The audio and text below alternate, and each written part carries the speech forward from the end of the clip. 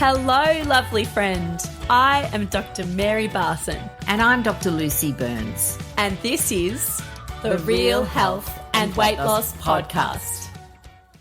Good morning, my gorgeous friend. How are you this morning? It's a beautiful Tuesday in Melbourne, so hot. And I am joined by this gorgeous woman. And no, it's not Dr. Mary, it's a special guest. I have with me Jackie Curry. Now, Jackie is a phenomenal woman. She's an incredible businesswoman that I actually met at a conference where I was doing a segment on, looking after yourself, looking after your health in New Zealand. And we connected, and she's got a great, wonderful story. She's a Samoan woman living in New Zealand, working with business in Dubai, all over the world, phenomenally successful, but needed a little bit of help with her health. And so I am pleased to help to share her story with you today because I think you'll find it inspiring. Jackie, welcome to the podcast.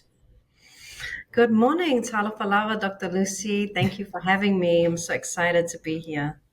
Oh, good morning. Do you know what I love about you, Jackie, is that you always kind of acknowledge your heritage. You've always got, so for those of you who aren't watching the video, Jackie always wears a flower in her hair. Every time I've seen her, middle of the night, morning, anytime, she's got this beautiful island flower in her hair. She always uses her native language for greetings. And I just think, reminding yourself of your own culture and roots is so important and valuable. Yes, absolutely. Thank you so much, Dr. Lucy, for acknowledging that. And yes, I like to think of myself as a modern day Moana navigating the seas of business. I love that, a modern day Moana. In fact, there's a Moana second, part 2 is coming out this weekend. So very timely. So gorgeous one, tell us a little bit about yourself. So, it's fascinating, Samoa, New Zealand, world. Tell me about that. Awesome. Thanks, Dr. Lucy. So, yes. So, as mentioned, my name is Jackie Curry. I also hold a title of Masanga from my grandmother's village, Fasito'otai. So, just to acknowledge my country of Samoa, my family. And so very proud to be from Samoa, grew up in Samoa in a business family and very much have been involved in business my whole life. Lived in New Zealand, raised my children there. They've now moved on. I'm sure, Dr. Lucy, have a lot of women in my shoes, like empty nesters, trying to figure out life without, children at home and oh my gosh, all of a sudden, I call it I'm living my 20s and my 40s. I put a positive spin on it because it's oh my gosh, I've been raising children since I was 22 years old. So I'm kind of moving into that stage of life. And really, I run business. I'm a business coach or strategist, consultant. I run business programs. I mainly help. I've been helping Pacific people in New Zealand in particular and in the Pacific region to how to run their businesses and just helping them with growing their businesses, starting businesses. So that's pretty much my life and what I do. Wonderful. And yes, so with meeting yourself at the Female Fusion conference in New Zealand, Dr. Lucy, I was blown away, to be honest, by your presentation. Oh, thank you. So I'm excited to talk about that experience today and that journey that I've been on the last few weeks with being on your program and just, finally finding the answers to my questions with, all the changes that we go through as women at this golden age, as you call it, of our lives. Absolutely. So I guess for you lovelies at home, the talk that I did was really, talking to people about the fact that most of us work hard, really hard all our lives, planning for the glory years, as I love to call them, the, retirement where you get to reap the rewards of your hard work.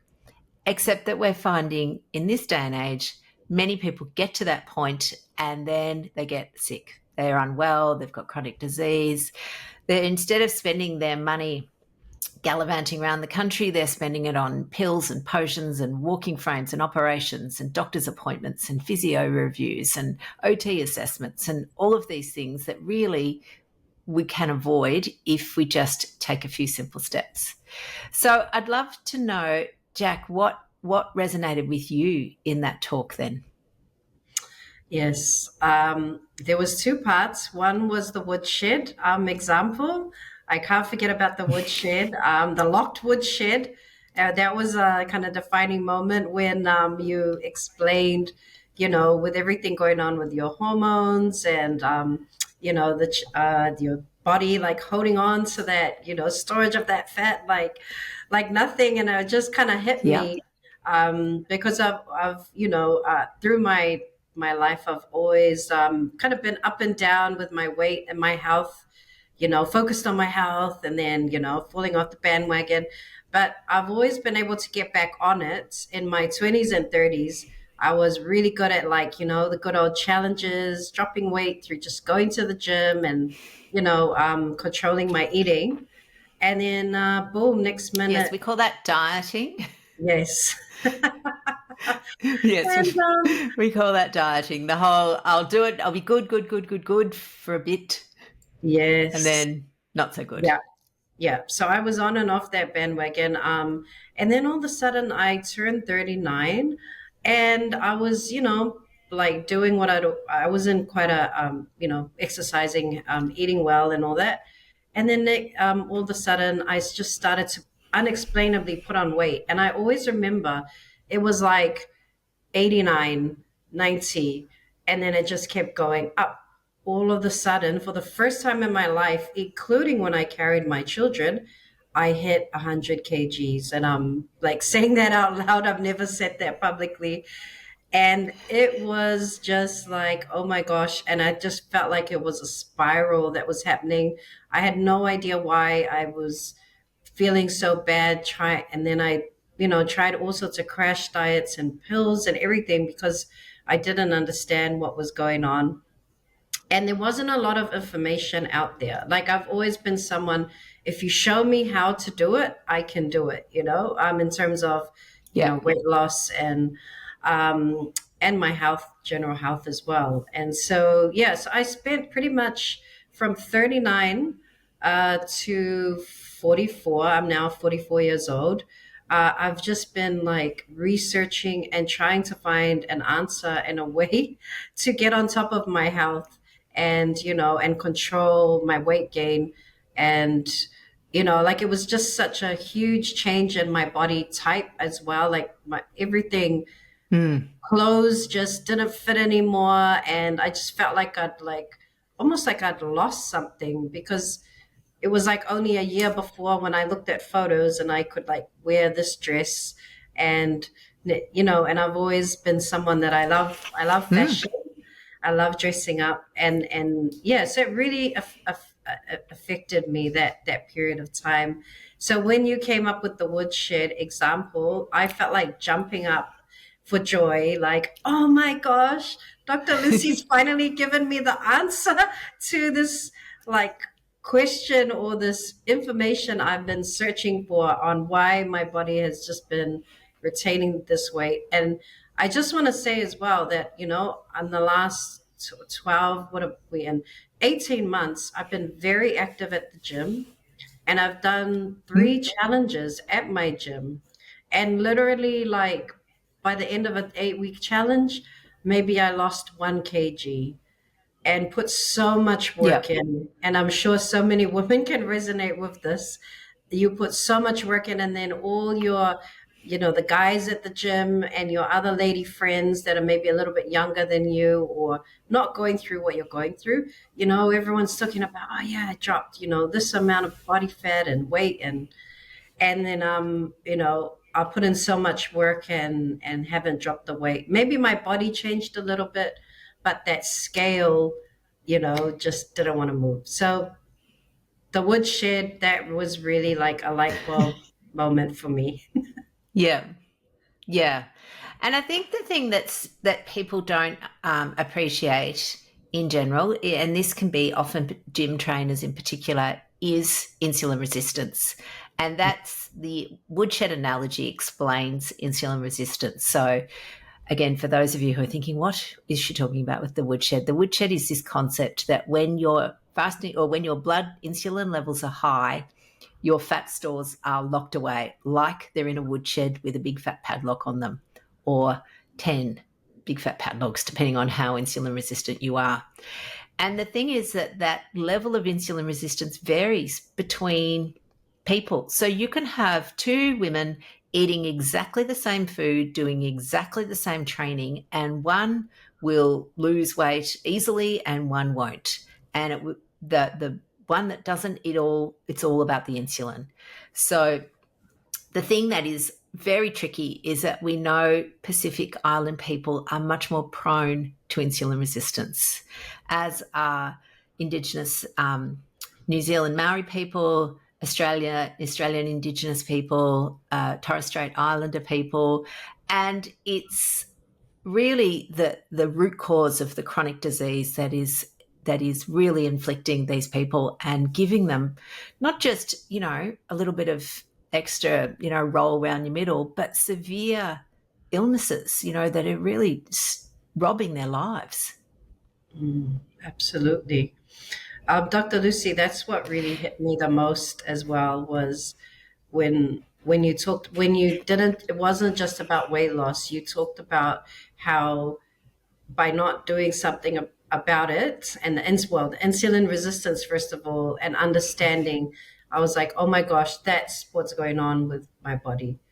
And then when you went on to talk about the chronic disease it leads to, I was sitting there thinking about my older like aunties and family members, Pacific Island women I knew that worked so hard their whole lives and are getting chronic disease like in their 60s, and then their blood sugar levels, like you said, are going up, and it's just I feel like there's not a lot of understanding about what's happening with women in my community. And also with the insulin resistance, I actually went to ask the doctor if I could take that test and discovered that they don't cover it unless you are predisposed to diabetes or you're high risk of diabetes. So my doctor actually told me, oh, you have to go and request and pay for that test if you want it. And here I am sitting here thinking 5 years of going to my GP and getting tests to find out what's going on with me.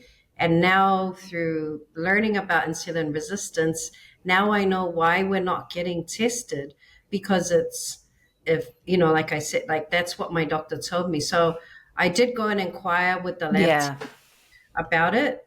And anyway, I left New Zealand because as you know, I'm here in Dubai doing business at the moment. So as soon as I get back, I'm going to take that test.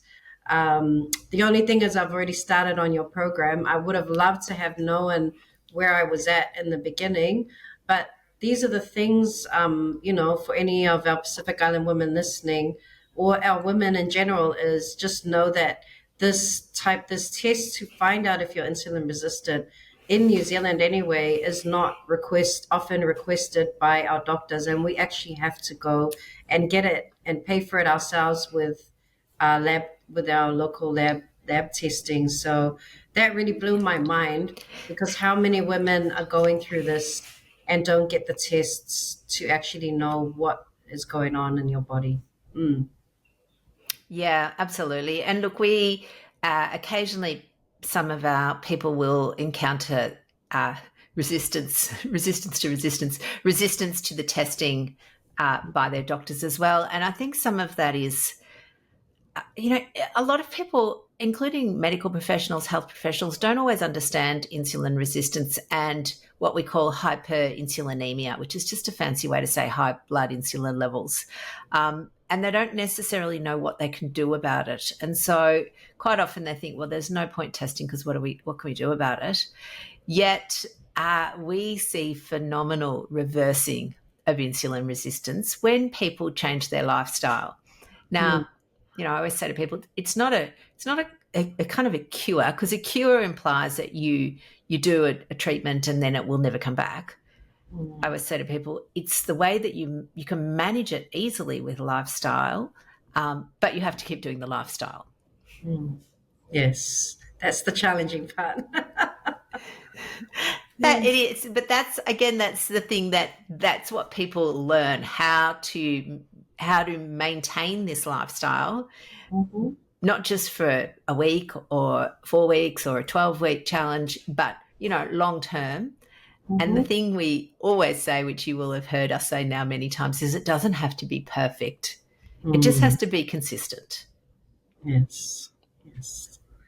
So, so I love that. So for you then, you've been, what are we up to, about 8, not 10, I don't know when you started, 12 weeks ago maybe now? Yes.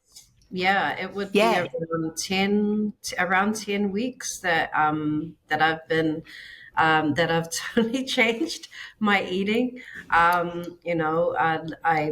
went after the going back to the conference after having the light bulb moment, and then one of my good friends who was also at the conference, she sent me the screenshots of the lists, the green, yes, the orange and the red.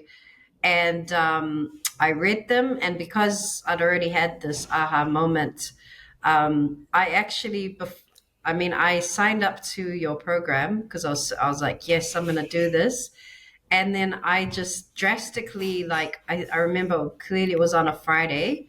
I just literally took those lists and I said, okay, this is it. I'm going to start eating off the green list. I'm going to start cutting the red list. And this, I had signed up to your program, and I hadn't even got access yet. I didn't even know what I was doing, but I was just like, no, I found the answer. I'm going to do this. And so, I started, and I didn't listen to all the videos yet. So then, within like 3 days, I started having, going through the sugar withdrawals, having the headaches and that sugar, was it the flu kind of symptoms, or, not feeling well, as I, drastically just like that, cut out the sugar and the carbs. But I do want to say that the biggest insight as well was understanding that the cutting the sugar wasn't enough, understanding how you and Dr. Mary explain around how carbs also converts to glucose, that type of, really crucial information. So then you understand the why. I think for a lot of people, when they cut stuff out, they don't understand why they're doing it or what they're trying to achieve besides weight loss, and so it really motivated me to understand why, for my body, why I need to cut these things out, and also really focusing on not just the goal of weight loss, but the goal of good health, and thinking ahead to 10 years, 20 years, thinking, the stage of life I'm in now, I have young adults, my children are young adults, I'm going to be hopefully God blesses me to be a grandparent one day. And I thought of my grandmother, actually. Yeah. She's 94 and she's a great grandmother. Oh, lovely. And I thought, that's my goal. I want to be like grandma. I want to be surrounded by my grandchildren, my great grandchildren, and that's what motivated me. It wasn't weight loss. Yeah. And so I want to, encourage other women, because we always focus on the weight loss, and then we get discouraged. But actually, it's about living a long life to be around for not just your children, but, and that's my goal now. And so that's what keeps me going. When I really want to eat some carbs, it's not easy. In our culture, food is a big thing. And we love our carbs, like taro, bananas, rice, bread with a lot of butter. And so do a lot of people. But, in our culture, like food and like plentiful quantities of food is the norm. And but yeah, but just to like train myself to be in this mindset. That's the goal that I've set, is not just weight loss, but I just keep picturing my grandmother Yeah. sitting on her chair in perfect health at 94. And to be honest, after reflecting, because my grandma talks a lot to us openly about health and what she eats, and she always says to me, I don't really like sugary things. I don't like sweet things. And it hit me like, oh my gosh, this is one of grandma's, and she doesn't even know herself. This is one of grandma's superpowers, is that she doesn't like sugary things. Yeah. And so it hit me that this has actually contributed to where she is now in such good health at her age, because she's not really into sugar. And she also, my grandfather died in his 70s, and she's outlived him for many years now. And yeah, I mean, this is like what's motivating me, and this is Yeah. what I'm focused on. So, I mean, like going back to the lists, the Yeah. green, the red, and the orange. Yeah. That's what's kept me going, because it hasn't been easy to cut out carbs, and I love sugar. If anyone knows me, I love chocolate. Yeah. Chocolate is my thing. But what got me with the chocolate was when one of the videos that you said about how marketing, and I have a degree in marketing, so I understand the psychology of marketing. When you talked about how from a young age we have been like subconsciously convinced, and like it's deep in our subconscious, that chocolate makes me feel better. Chocolate is, like I deserve chocolate, and Mm. all of that stuff. I was like, oh my gosh, that's so true. Like chocolate, like, yeah, why am I obsessed with chocolate? And Yeah. why do I feel like I need a chocolate and I deserve a chocolate? And I mean, that's just one example of, some of the videos that you guys have, to not just teach us this is what you need to do, but the subconscious stuff and the mindset. Um, that helps you get through those really tough times where you're in the supermarket and you're hungry or you're tired, and like the chocolate, it's right there, right? Yeah. Yeah. Yeah. To like get what you need. But yeah. Do you So know anyway, what I love that you've just described there, Jackie? You've described a number of really, really helpful tools that people might be able to utilize themselves. So one is you've really identified your why. Like, why are you doing this? What is the drive for you? And as you said, it's not to fit into a size 10 pair of pants. Weight loss is a nice bonus, but it's not the driver. And for many of us, we were conditioned that being smaller, thinner was better, and so that was our driver. But it's not enough. It needs to be something deeper. And as you've said, I mean, you were pretty emotional when you were talking about it. But that image that you've got of you as a grandma with all the children around you and just living this beautiful, happy, healthy life, because medicine. We are very good at keeping people alive now for a long time, but the quality of life isn't always there. And we really focus now on trying to improve our health span, not just our lifespan, so that you can, play and talk and chat with these beautiful grandchildren, and, that you're a vibrant part of their lives, rather than being, some old grandma in a bed that can't speak. But that's no fun. So I love that. So that's step one, is definitely finding your why. Step two, I love, is that you just took action. Like, it was massive imperfect action, my favorite type, where you went, God, I haven't even got the program yet, but I'm starting. And so you just were so determined, and you just started. And I love that. I think that sometimes we overplan, like we spend all this time sort of procrastinating and pontificating and thinking about it, but you just cracked on and, got started. And then the third thing is recognizing that, you're a doer, However, like all doers, we have also been, we've got some subconscious programming around food and the relationship of food and what food actually means other than just, something to satisfy hunger. And we have to unravel that a bit and rewrite those stories around what food means for us. So I think you're doing that. Like, it's fantastic. Yes, and I mean, it hasn't been easy when you're around like family things or even just generally dinner. You've got to make your portions like enough to satisfy you. And I've just realized how much of how we fill ourselves with carbs to satisfy our hunger. So when you cut it out, you've really got to think about more what you're eating, and especially the protein portion, so that you feel satisfied.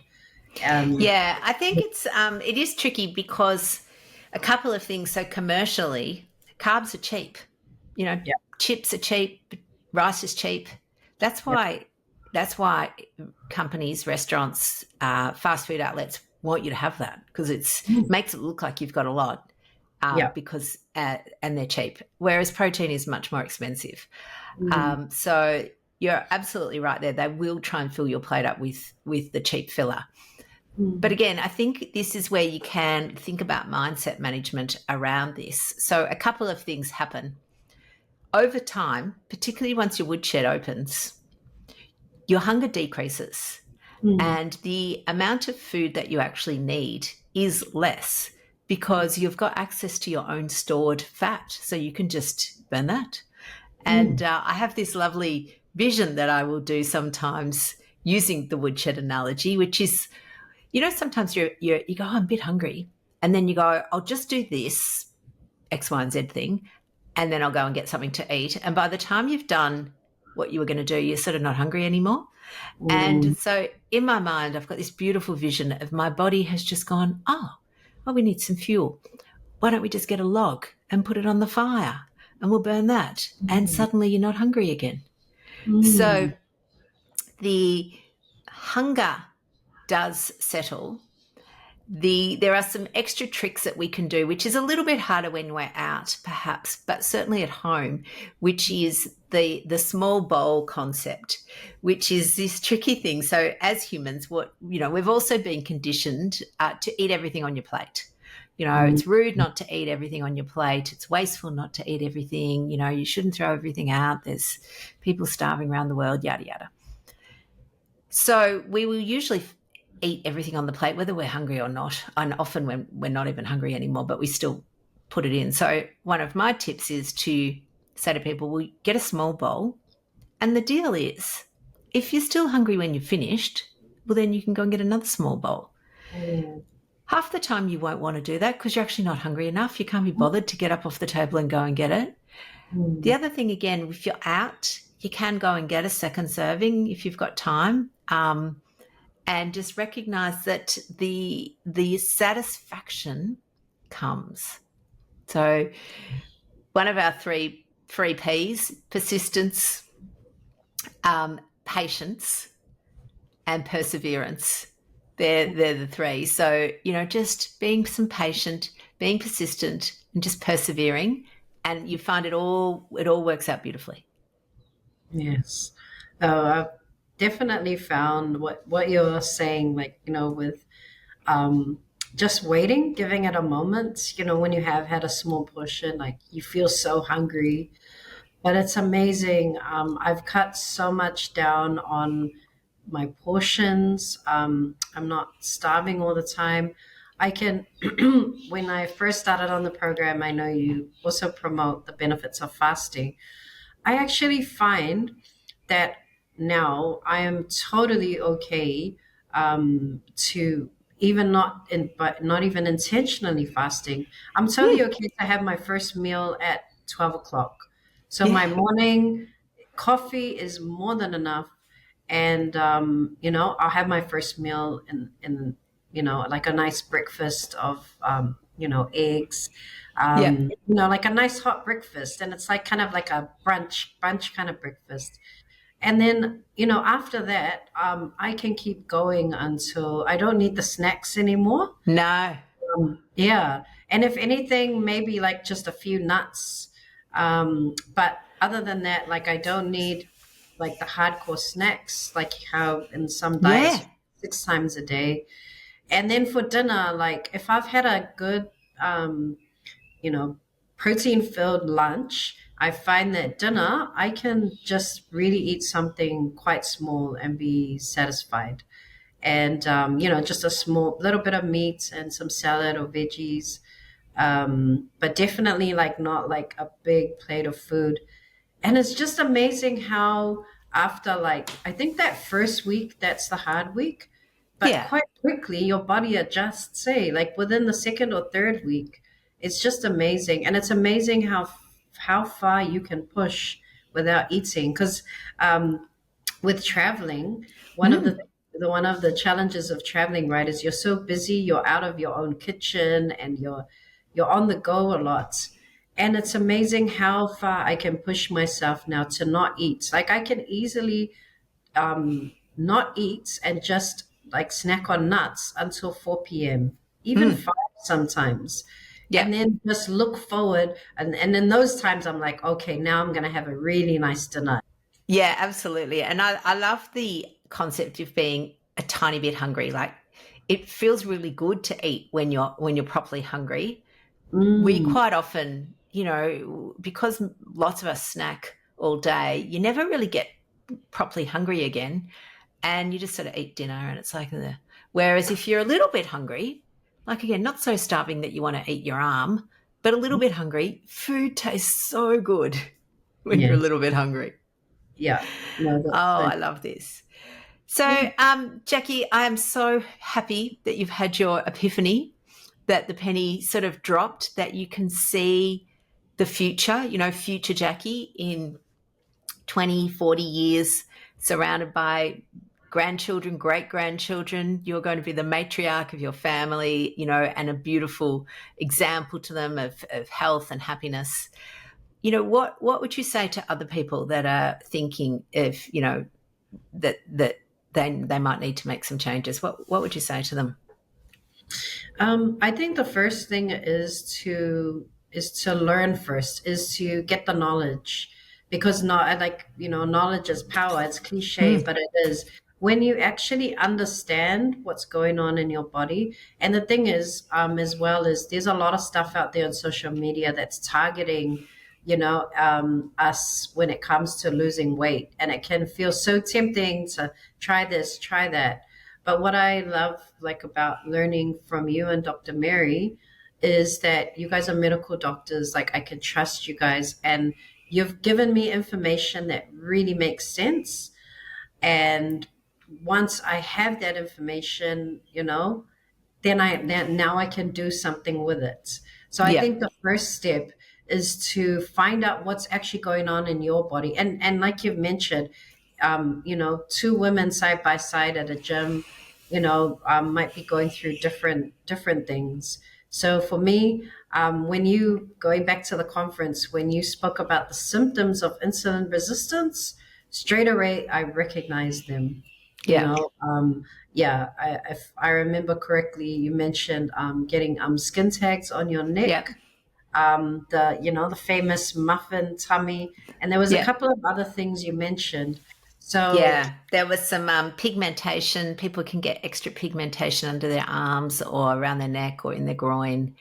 yeah, Um, and then, particularly for women, if you've had gestational diabetes, you're basically that is a symptom of insulin resistance, and it's highly likely to present later on as type 2 diabetes unless people take action. And then the other one for women is any history of polycystic ovarian syndrome. That's a disease of insulin resistance. So they're the sort of female things: skin tags, irregular periods, polycystic ovarian syndrome, gestational diabetes, yeah, and then storing your weight around the middle. So I remember, people used to always talk about hating weight, fat on their thighs and all of that. But honestly, the pear is a very protective place to store your body fat, whereas the apple, so storing it all around your middle, is not at all protective and quite a harmful place for your body to store its fat. Mm. Absolutely. And also, I wanted to say for women that are 40 plus and going through this is um, don't don't just settle and think, especially with the when you talked about the chronic diseases that come from, the body fat around the middle. Because, I was never satisfied. I thought, no, I need to somehow figure this out before you even talked about the health issues that come from it.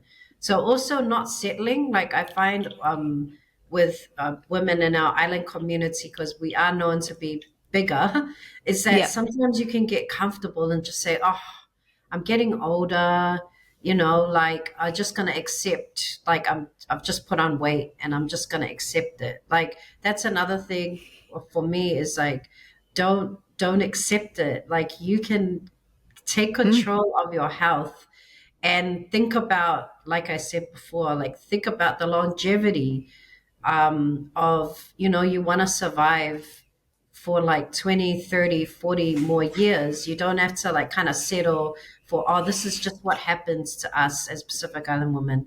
At a certain age, we just put on weight and then it just is what it is. And, like, yeah, Mm. it's not a vanity thing, it's No. actually about your health.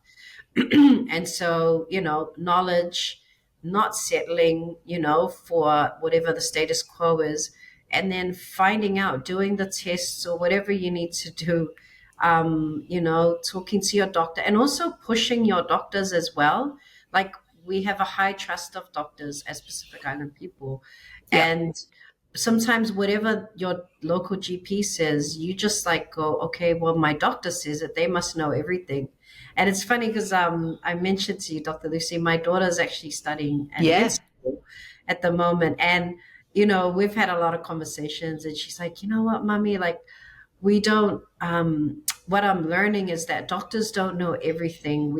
We learn as much as we can, but that's what she's been learning in med school is that, like Mm. you learn as much as you can as a doctor and particularly for, GPs, they don't know everything, but they know enough to be able to treat you in that moment. So also challenging your doctors as well or getting second opinions, like not just saying, oh, well, my doctor said I don't need an insulin resistance test, for example. Well, Yeah. what is that? Why? I don't think you need that as a woman. Like, I don't see any risks of diabetes in your medical history, and then just shutting you down. Like, Yeah. no, it's your health, it's your body. I mean, think about it. Doctors only have 15 minutes usually allocated. They got to get to the next patient. So you also have to take responsibility and push and Advocate, yes, for yeah, yourself. advocate for yourself that no, Yes. like I want to do more. I want to do more tests. And Yes. yeah, and then, find amazing programs outside of your normal GPs like Dr. Lucy and Dr. Mary, where you can get that extra support from specialists. Like I love that you and Dr. Mary specialize in this area.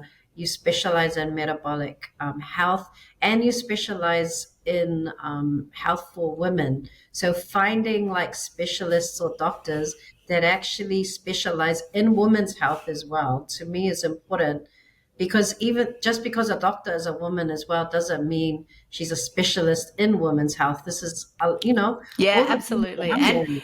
do you know what I think is you're right. I mean, general practice, we have incredible breadth of knowledge. Most of us know lots of things about most things or a little bit about most things. But I will be the first person to tell you that I don't know very much about, say, back pain, for example, or Mm, I'm not super skilled in skin rashes mm, unless they pertain to metabolic health, in which case I can then identify them. But I took on extra training, as did Dr. Mary, on metabolic health, on nutrition, on lifestyle in particular, and the incredible benefits that lifestyle can take.